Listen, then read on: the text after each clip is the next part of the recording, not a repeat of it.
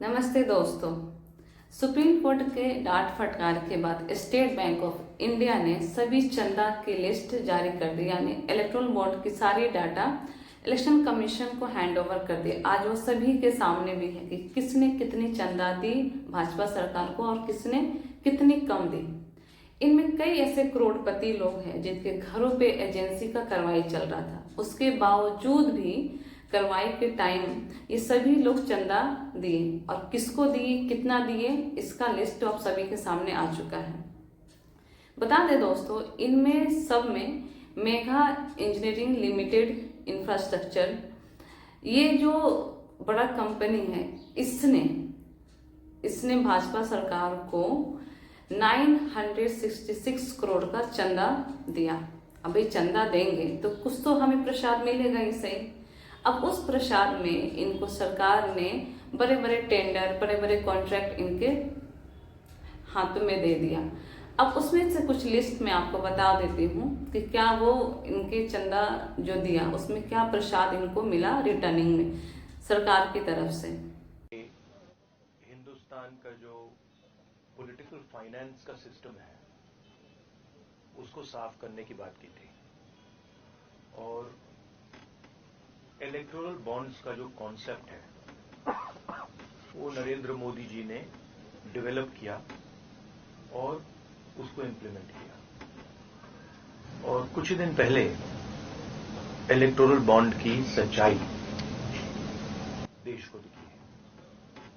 Basically जो नरेंद्र मोदी जी ने electoral bond का कॉन्सेप्ट रखा है वो दुनिया का सबसे बड़ा एक्सटॉर्शन रैकेट है।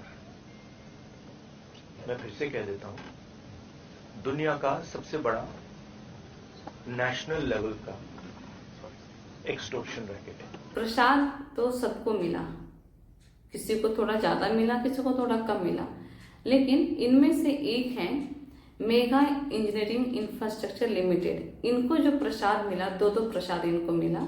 जो पहला इनका जो प्रसाद था वो है थाने बेरीवली टनल प्रोजेक्ट, जिसकी टोटल कॉस्ट बताई जाती है 14,400 करोड़।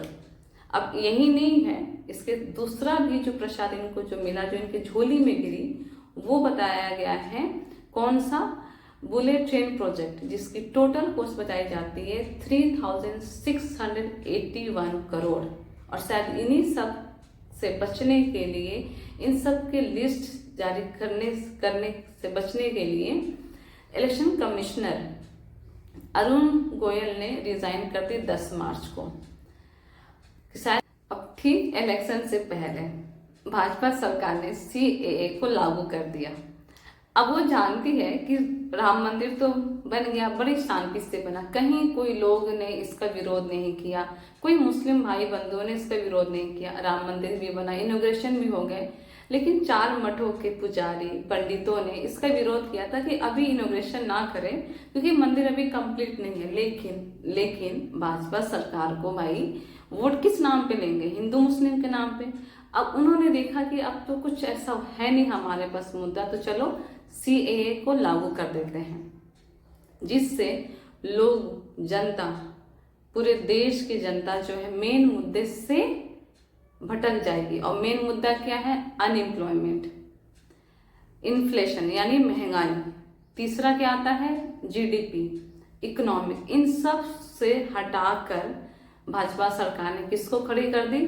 CAA को, कि भैया हमने ये लागू कर दी है, अब तो मतलब कुछ ना कुछ तो होना ही है, ठीक इलेक्शन से पहले ही। 2019 के लोकसभा इलेक्शन जीतने के बाद मोदी जी ने वादा किया था कि हर साल, मतलब हर साल 2 करोड़ जॉब दिए जाएंगे। लेकिन जॉब तो किसी को नहीं मिली, पर उन्होंने ज्ञान जरूर दिया। अब ज्ञान क्या दिया? पकौड़े बेचो। तो बच्चे, स्टूडेंट बेच भी रहे हैं पकौड़ा, ऐसा नहीं है, बेचने वाले बेच भी रहे हैं। क्या करेंगे बेचारे, कहाँ जाएंगे, क्या कर सकते हैं?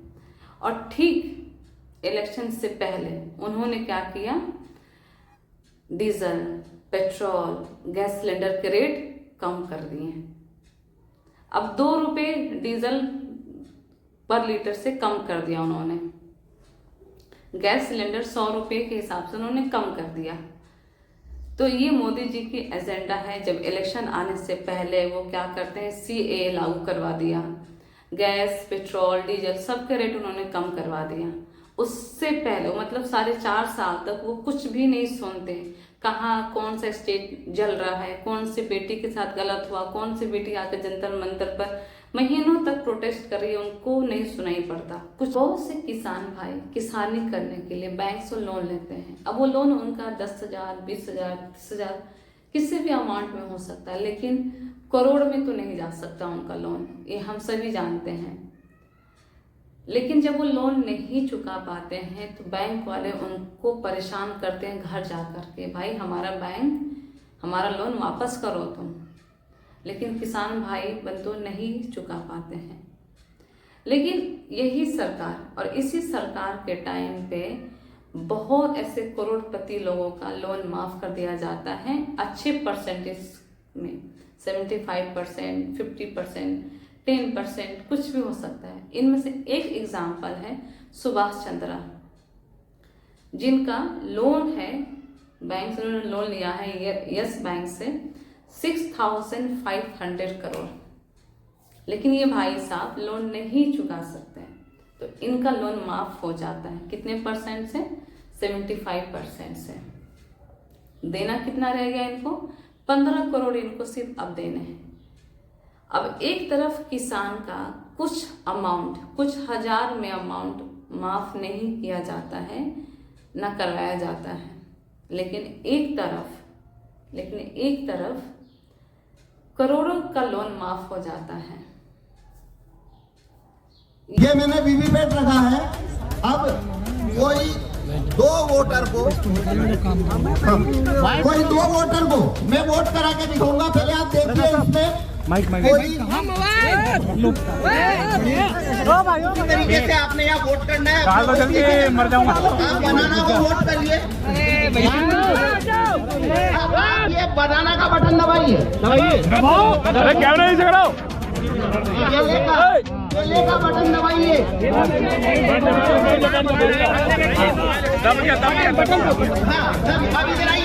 तो देखिए क्या छपा आपको, एप्पल का वोट हो गया पूरा। देखिए दबाने के बाद जो यहाँ पर जंतर मंतर पे बहुत से जज प्रोटेस्ट कर रहे हैं, EVM हटाओ, देश को बचाओ। आपके अकॉर्डिंग वोटिंग किस बेस पे होनी चाहिए, EVM पे या बैलेट पेपर पे? प्लीज़ कमेंट सेक्शन में ज़रूर बताइएगा। नमस्ते दोस्तों।